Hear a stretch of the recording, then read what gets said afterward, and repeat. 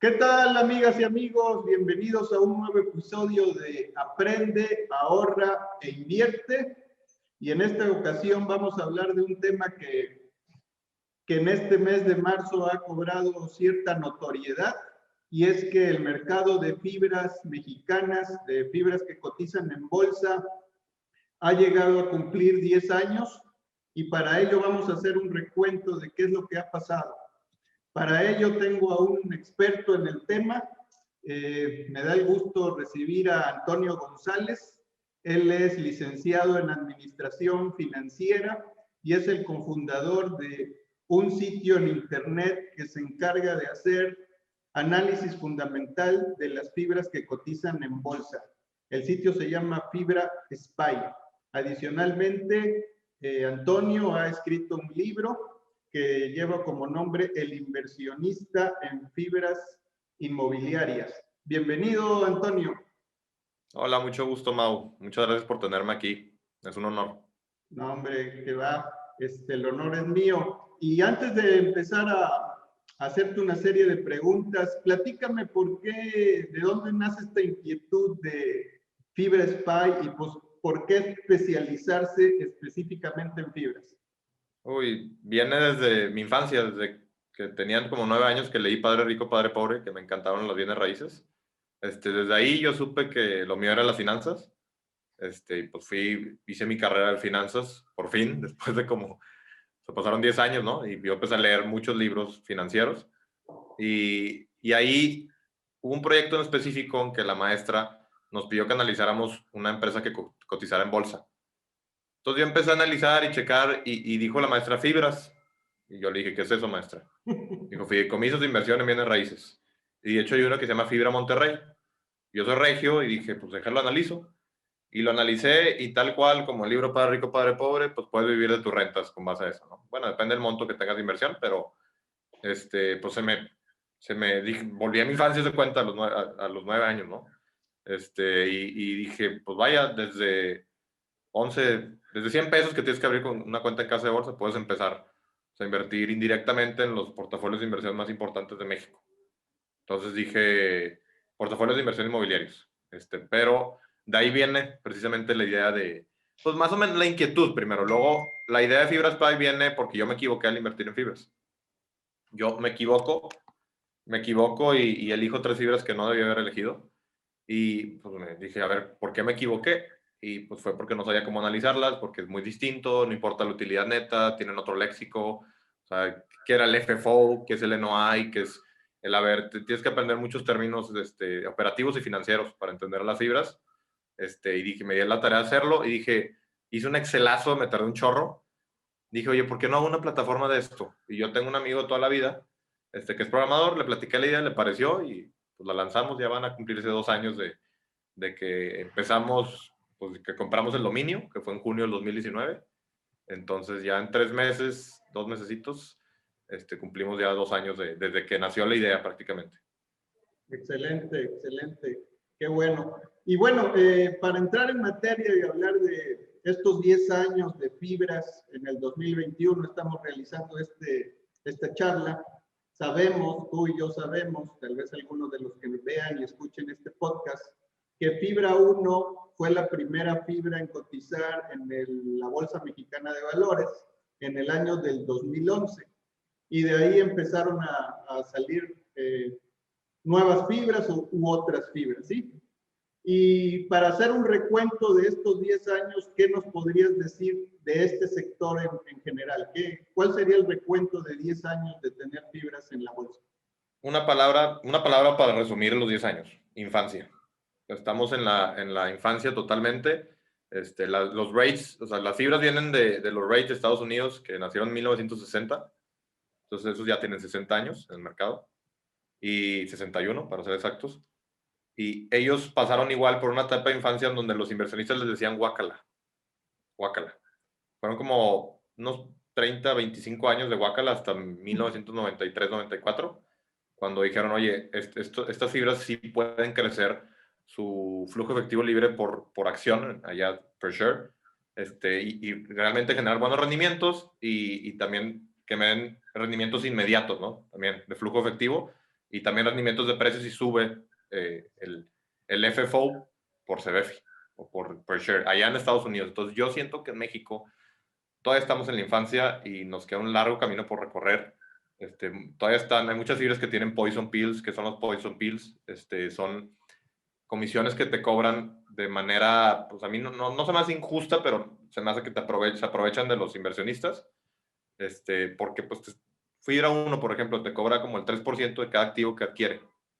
Entonces digo, está bien que lo hicieron, o sea, gracias a eso yo creo que existieron las fibras en México, pero falta madurar en eso. O sea, necesitamos que las fibras sean internas, no externas. Externas me refiero a que cobren esos poison pills.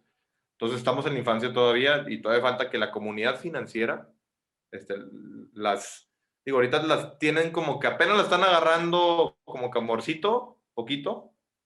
En 2019 la agarraron mucho amor porque tuvieron un rendimiento de 30% en precio. 2020 tuvieron como 8% para abajo. Entonces todavía está como que un sentimiento moderado entre la comunidad financiera. Pero ya están siendo notables, ya pasaron 10 años, pero aún seguimos en la infancia, esperemos, pues ya volvamos, o sea, ya entramos en la adolescencia. Espero la siguiente década, pues ya entremos en la adolescencia. Ok, muy bien. Y hablando de fibra 1, que es la fibra más longeva, que tiene mayor número de metros cuadrados, que tiene el mayor número de bienes raíces dentro del fideicomiso, ¿cómo se ha comportado? Sabemos que en una fibra se gana de dos maneras, vamos a decirlo así, por el crecimiento en el precio de los títulos y por la repartición de distribuciones de efectivo producto de las rentas. Haciendo un análisis de esta fibra en particular, ¿cuál sería el desempeño que se ha visualizado en esta década? Pues mira, fibra 1, el yield más o menos lo tuvo en promedio en la década entre 7 y 8%. Entonces, si tú le invertiste desde el 18 de marzo del 2011, que fue cuando debutó fibra 1 y debutaron todas las fibras en general, pues ya casi recuperas todo tu dinero, ¿no? Y estás a nada de recuperar tu dinero de puro yield, o sea, de puro distribución. Sin embargo, en precio, solamente ha tenido un rendimiento del 17.5% tomando como cierre el 31 de diciembre del 2020, y que es un rendimiento aproximado anual de 2%, malísimo. Entonces, si tú estás buscando yield, o sea, si tienes mucho dinero líquido y quieres vivir de tus rentas, es muy buena opción fibra 1, muy buena opción, aparte que sí han logrado crecer su FFO por CBFI, que es la métrica que más me importa en todas las fibras, como al doble dígito. Claro, con años con caídas, como el 2020 y creo que el 2018 también tuvieron caídas. Pero en general, para que suba el precio del certificado de fibra 1, necesitamos que crezca más rápido el FFO por CBFI. Lo malo de las fibras es que pues tienen que repartir el 95% de su resultado fiscal anual, mínimo una vez al año, ¿no? Entonces, eso evita que puedan retener utilidades, más bien retener flujos de efectivo y pues es difícil crecer porque tienes que emitir o más deuda o emitir pues, más capital. Y si emites más capital, pues es más difícil que hacer tu FFO por CBFI, que es el flujo efectivo libre que una fibra reporta, y pues es difícil que suba el precio por eso. Entonces, pues ese es el caso de fibra 1. Para mí se me hace, tiene el 30% de los CBFIs en circulación de todas las fibras, que son 12,000 millones más o menos. Fibra 1 tiene, como te digo, tiene el 30% de eso. Entonces es un gran monstruo respecto a eso, pero pues todavía yo lo veo todavía con los poison pills y con otras, más bien con los poison pills más que nada, pudieron haber crecido más rápido y diluido menos a los inversionistas, pero yo creo que fibra 1 es buena opción de inversión para el inversionista que quiere yield. Difícil que crezcan tu FFO por CBFI de manera, pues, un poco más rápida, ¿no? Y menos volátil. Para los que no son muy financieros o financieros, cuando hablas de yield, tradúcelo a un vocablo que la gente pueda entender más fácil. ¿Qué es el yield? El yield es prácticamente, tú le metiste, imagínate que una acción, en este caso CBFI, vale 10 pesos y te distribuyen al año un peso. El yield, el 10%. O sea, es tu rendimiento que te paga la fibra de distribución o dividendo. Entonces, Vale 10 pesos la fibra. Si reparten uno, tienes 10%. entonces, cuando hablabas de a lo largo de la década un yield entre 7 y 8%, pues eso es, digamos, el flujo que estaría recibiendo anual, Exacto. producto de cuánto capital pues tú invertiste en esa fibra en particular. ¿Es así? Exactamente. Tal cual. Y adicionalmente, si hubo un incremento en el precio, pues eso lo tendrías que integrar a tu rendimiento total.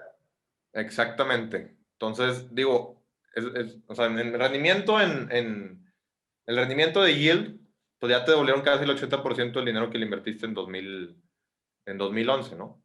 Pero el precio que salió, digo, nomás tienes un rendimiento, a precio nomás tienes un rendimiento del 2% anualizado. Entonces es muy malo, ¿no? Pero depende de lo que quiera el inversionista. Por ejemplo, una persona como yo, que está en sus 20, mediados de sus 20, pues no le convendría realmente invertir en un tipo de, pues este tipo de acción, ¿no? O este tipo de empresa. ¿Por qué? Porque yo estoy buscando más rendimiento de precio, de capital, de que crezcan más rápido sus flujos de efectivo o sus earnings en otro tipo de instrumentos financieros. Entonces, por eso yo digo que depende de quién seas. Oye, si ya tienes, no sé, ya tienes 100 millones de pesos, digo, estoy aquí volviéndome loco, ¿verdad? Pero si tienes 100 millones de pesos y quieres yield y vivir de tus rentas, está excelente Fibra Uno. O sea, tiene 10.7 millones de metros cuadrados de GLA, repartidos en industrial, oficinas y retail. Es casi imposible que quiebre, ¿no? A menos que hagan unas mega estupidez, pero muy difícil que quiebre este tipo de empresa.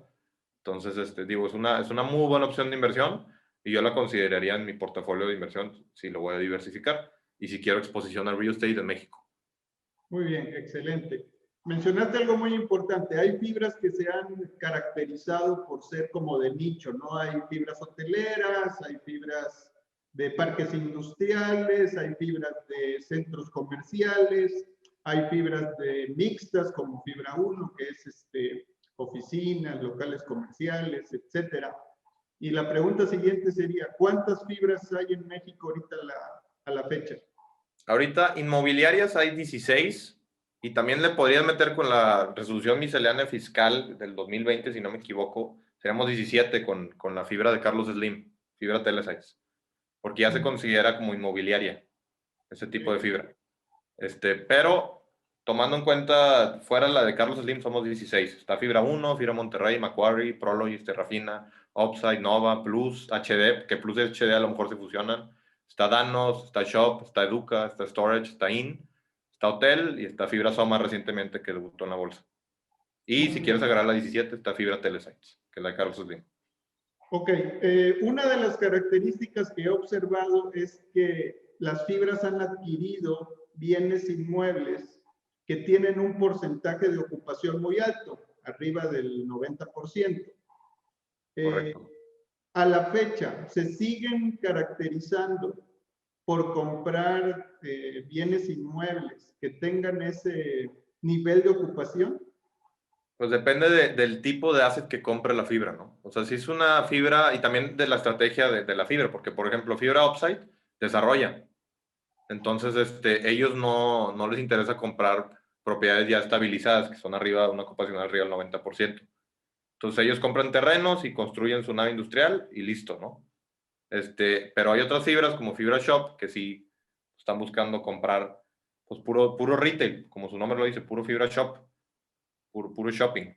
Entonces, ahorita es complicado encontrar un asset, sobre todo retail, que tenga ocupaciones arriba del 90, pero deja tu ocupación, esas ocupaciones son en metros cuadrados. También es importante considerar las ocupaciones en dinero, la ocupación en lana, ¿no? Porque las ocupaciones que reportan las fibras son las del GLA o el ABR. GLA es Gross Leasable Area, ABR es su sinónimo en español, que es área bruta rentable.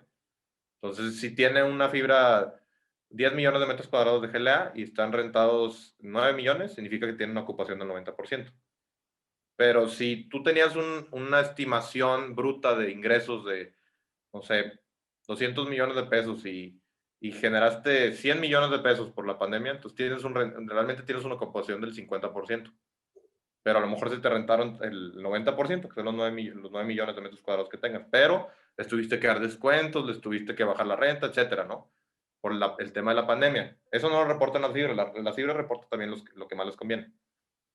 Por ejemplo, Fibra Plus recientemente dice que tiene una ocupación como el 94.1%, pero realmente están quitando de su portafolio de operación 2 que se están estabilizando.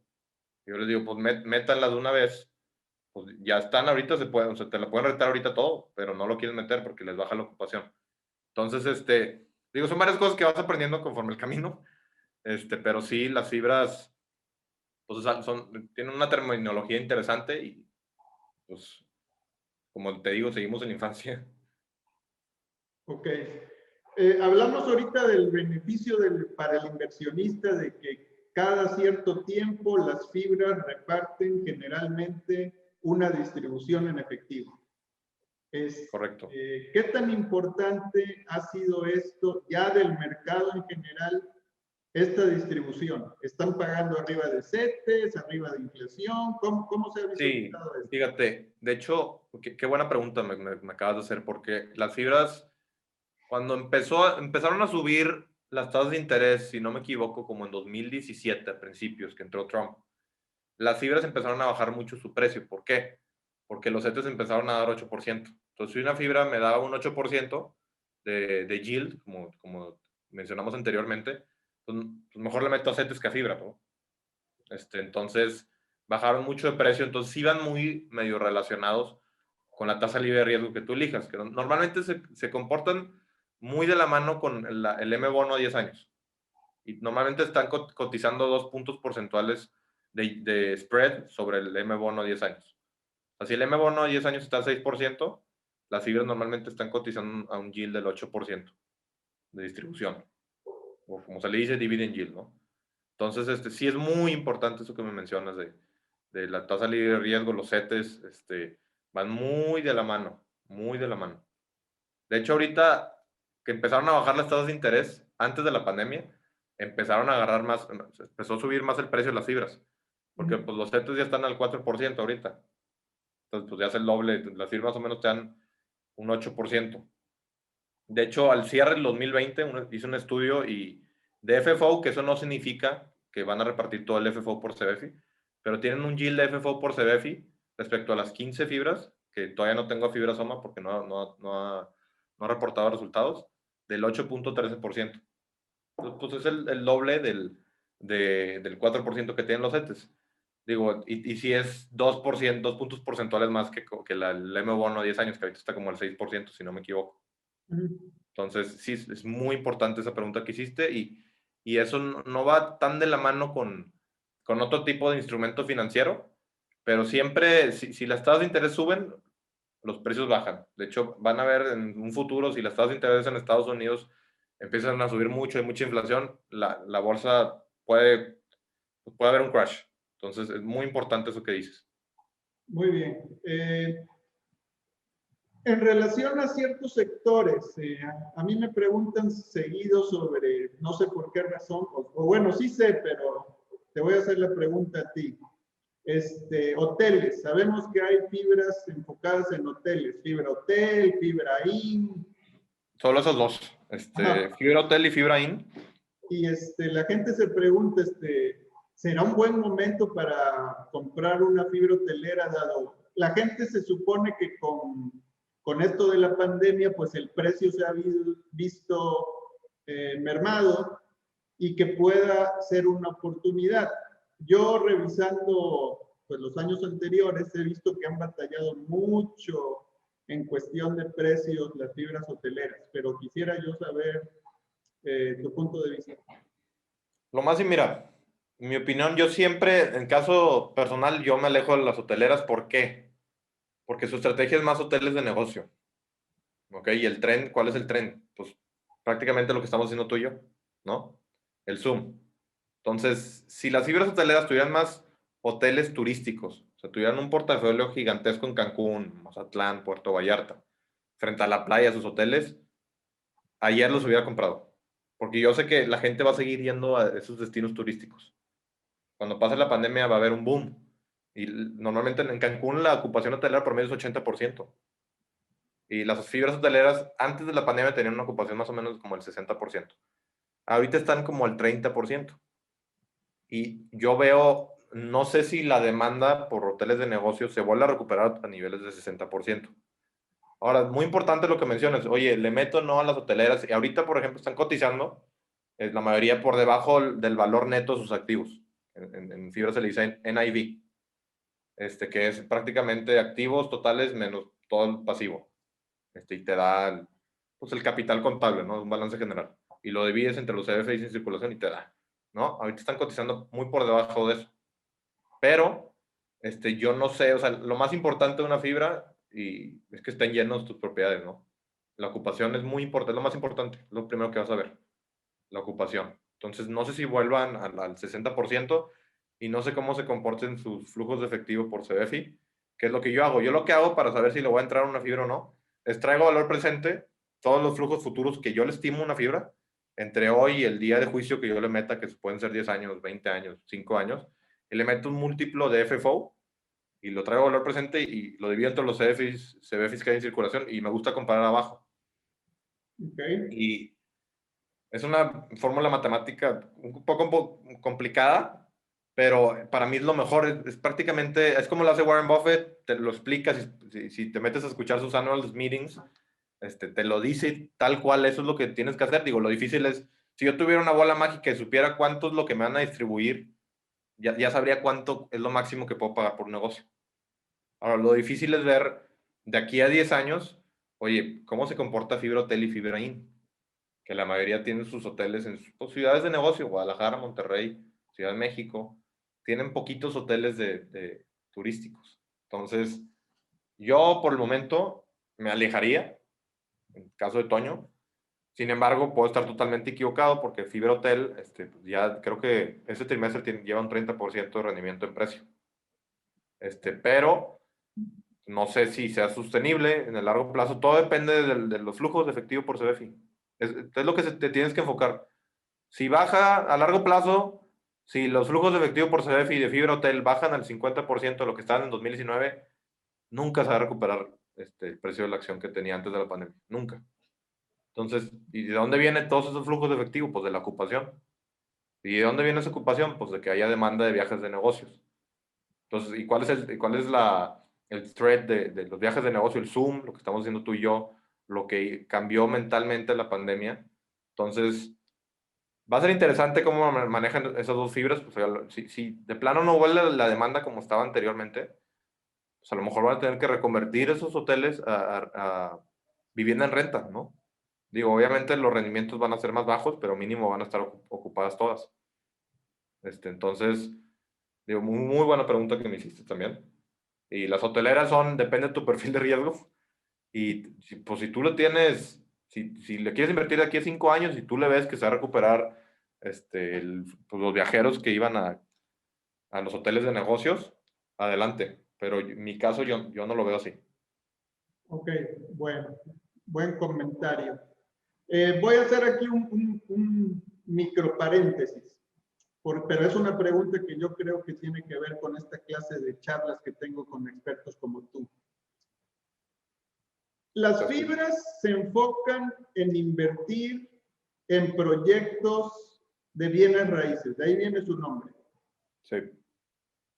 Dentro de sus ventajas es que se cuenta con un portafolio diversificado, que son instrumentos que puedo hacer líquidos muy rápidamente, que me permiten tener un pie en ese sector con montos mínimos de entrada. Estamos hablando de que la mayoría están por debajo de 100 pesos el precio de los títulos. Sí, de hecho todas. Ajá. Todas están por debajo. Y la pregunta que muchas veces hacen los inversionistas es, bueno, a ver, a mí me gustan los bienes raíces, pero es equiparable comprar un bien inmueble que una fibra. Muy buena pregunta. ¿O cómo lo venderías el concepto? Muy buena pregunta. Fíjate, la gran diferencia entre comprar una fibra y comprar un bien inmueble directo es el apalancamiento. Esa es la gran diferencia. ¿Por qué? Porque con apalancamiento, lamentablemente en México te prestan una tasa, o sea, para comprar una casa, como del 8%, ¿no? 8-7%, y los rendimientos que aquí se le dice cap rate en la industria inmobiliaria son de como el 7% si bien te va, ¿no? Porque las rentas por metro cuadrado de residenciales son más bajas que las de comerciales o industriales también, ¿no? Bueno, industriales no, pero el caso es que la inversión industrial es más baja, el cap rate es más alto, pero a lo que iba es que tú puedes obtener en el gremio inmobiliario un cash on cash return, que ya es tu rendimiento después de apalancarte, ¿no? Que puede ser mayor o sea, si tú tienes un cap rate, por ejemplo, te lo voy a decir, un cap rate del 8% y te presta un banco al 5%, ese 8%, que es el cap rate, que es el rendimiento sin apalancar, se te puede hacer un cap del 11-12%, porque te están prestando al 5%. Entonces, en Estados Unidos, por ejemplo, que ahorita las tasas están, a veces hasta te prestan al 2%, es dinero gratis. Si yo consigo una propiedad que tiene un cap del 5 y me prestan al 2, lo puedo hacer un 10%. Entonces, pues si me vas a elegir a mí, Antonio, pues yo prefiero invertir directamente en bienes raíces, en ese caso. Pero la gran diferencia entre eso y las fibras es que pues las fibras están diversificadas, son más líquidas. Pues, si te empieza a ir mal con ese asset que compraste, esa casa que compraste al cap del 5, sigamos con ese ejemplo, y no se te, o sea, no consigues el inquilino, te toca un inquilino muy malo, pues nomás tienes una casa, ¿no? Entonces, digo, a lo mejor la tienes que vender y tienes que pagar la hipoteca, es más riesgoso, ¿no? Y acá, pues, si es líquida la fibra, pues la vendes, ¿no? Y se acabó, tienes tu dinero.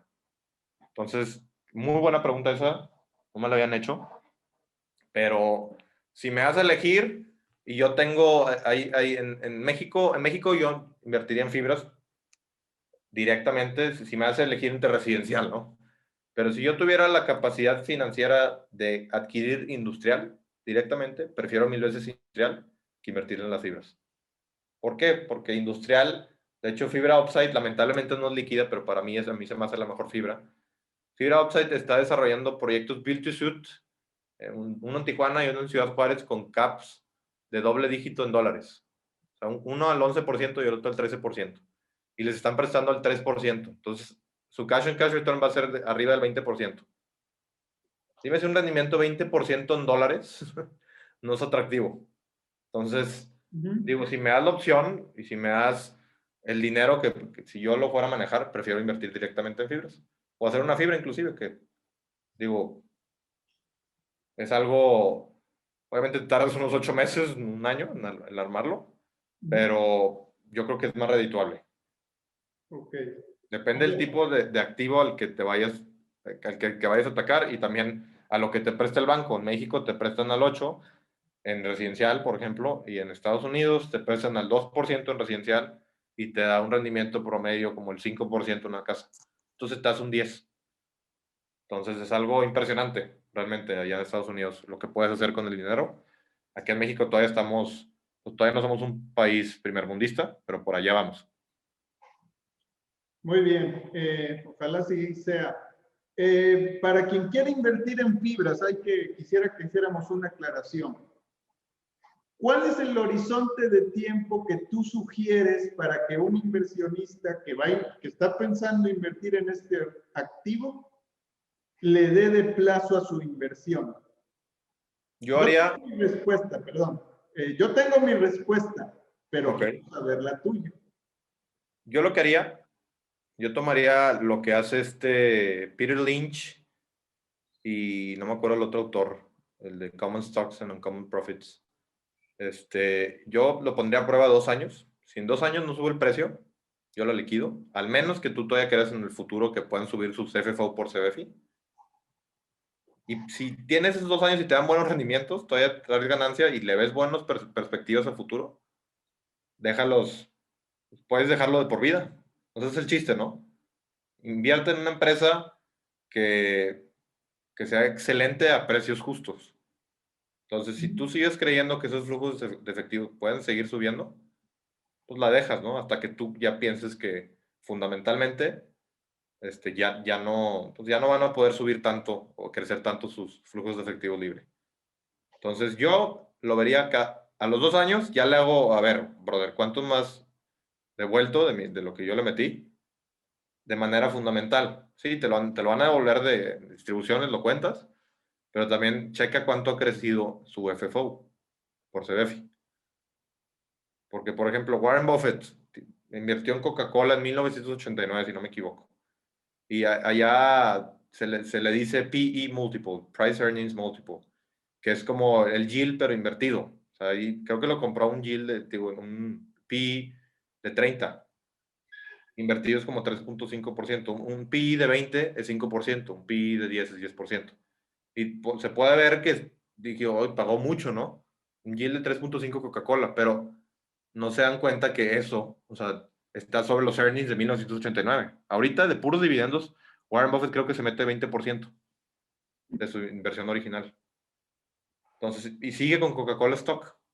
Y Coca-Cola hace repurchases, o sea, compra su propio stock y pues Warren Buffett tiene más y más. O sea, entonces, la clave es en que crezcan los earnings o los flujos de efectivo libre de una empresa o una fibra. Entonces, hazte esa pregunta cuando pasen 2 años y ponla a prueba, la fibra. A ver, ¿qué me diste, brother? ¿Y cuáles son tus perspectivas a futuro? Ok.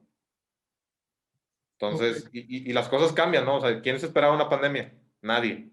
Entonces, Ujú. las cosas cambian, las fibras de retail, yo tenía de retail, dije, no sé cuándo realmente vayan a poder ganar los flujos de efectivo libres que tenían en 2019.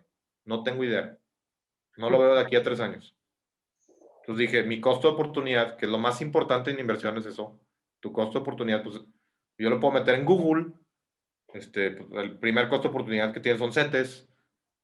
Entonces dije, hay que saber cortar pérdidas también y saber cuándo o cuándo no vender. Y la clave está en los fundamentos. Si tú inviertes a largo plazo, ¿verdad? Si eres un brother que está buscando pues tradear, pues yo no sé nada de eso, ¿no? Tal Ok. cual.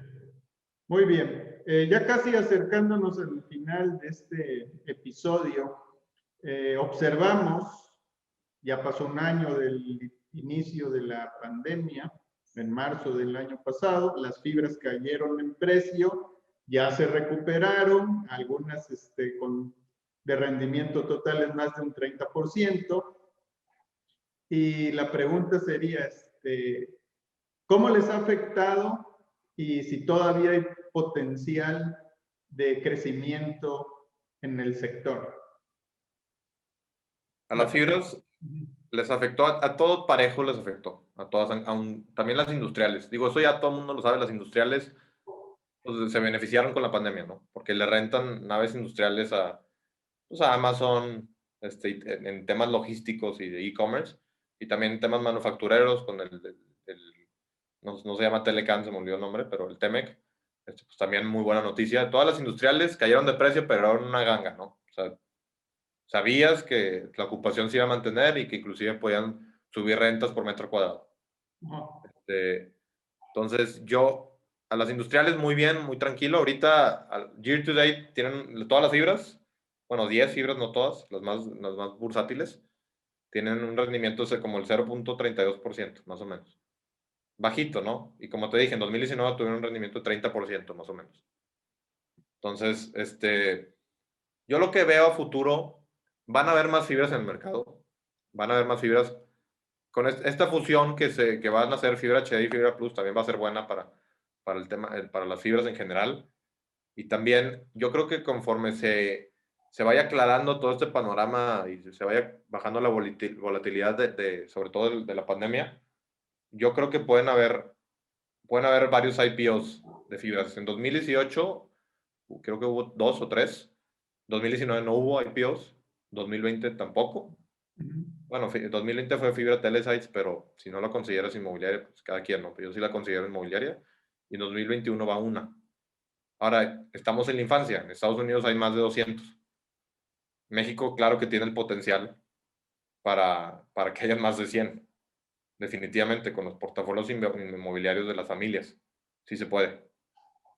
Pero pues ya depende de cada uno, ¿no? O sea, ¿por qué alguien privado sería una fibra? Por las ventajas fiscales.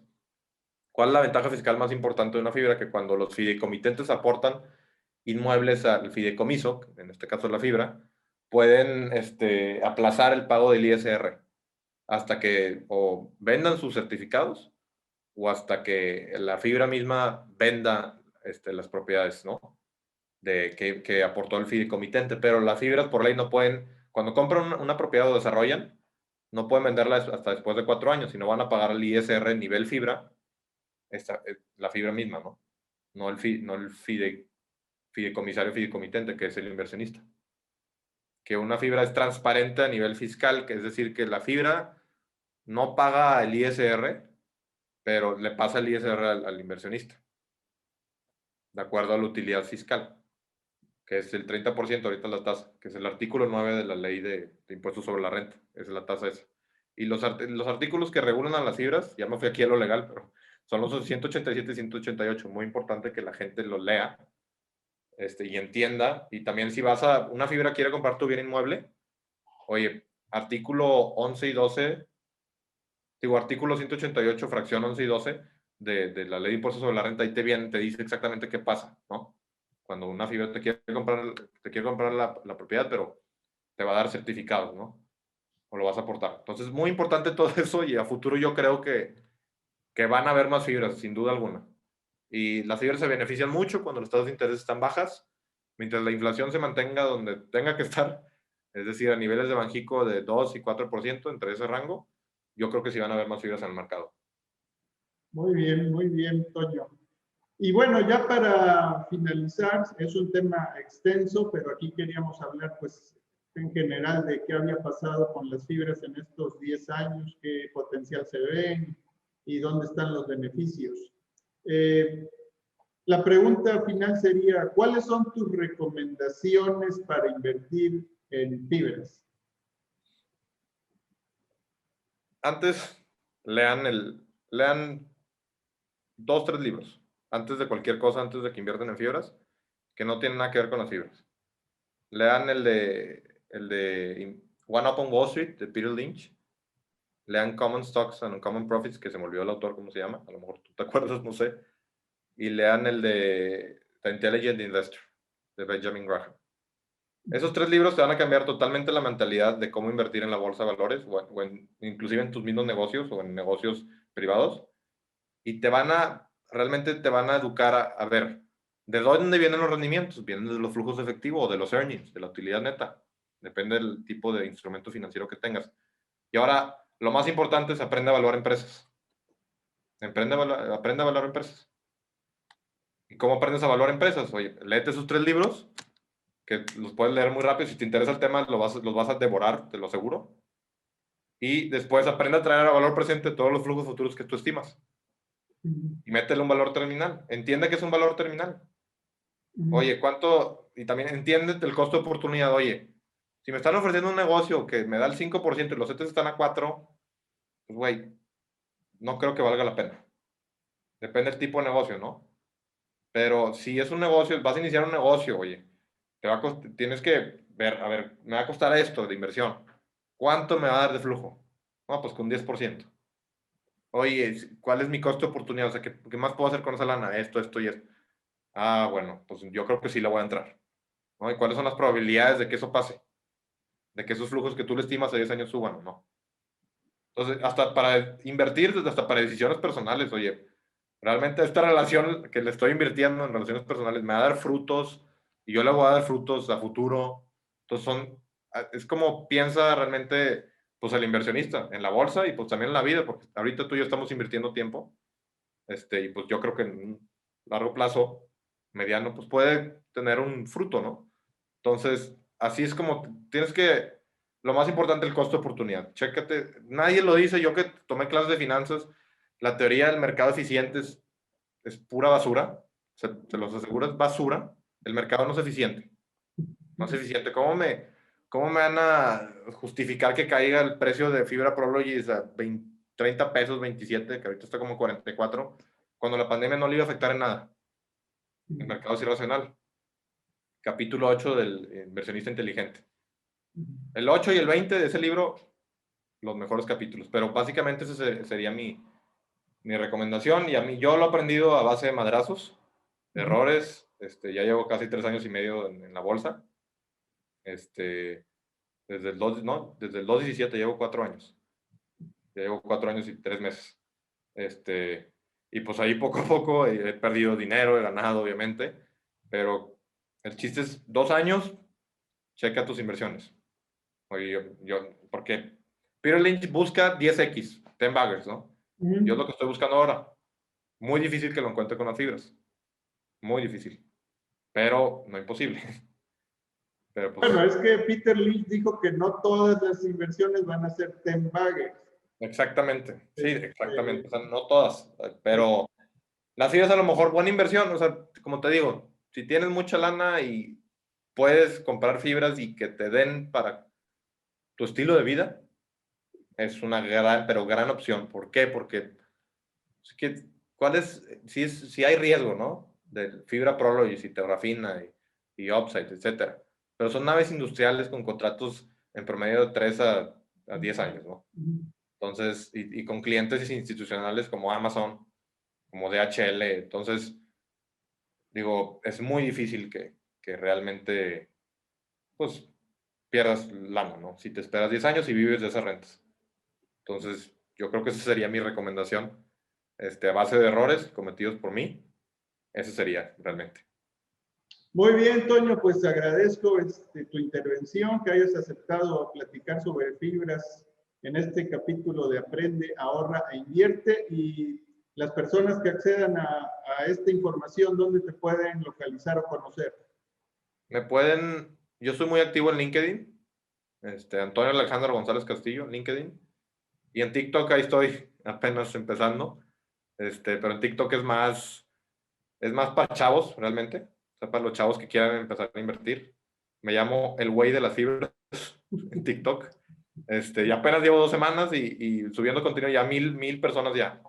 Wow. Es impresionante TikTok, realmente la red social que es muy rápido, muy rápido. Y LinkedIn, ahí es donde más publico y ahí es donde la gente me conoce como el brother de las fibras.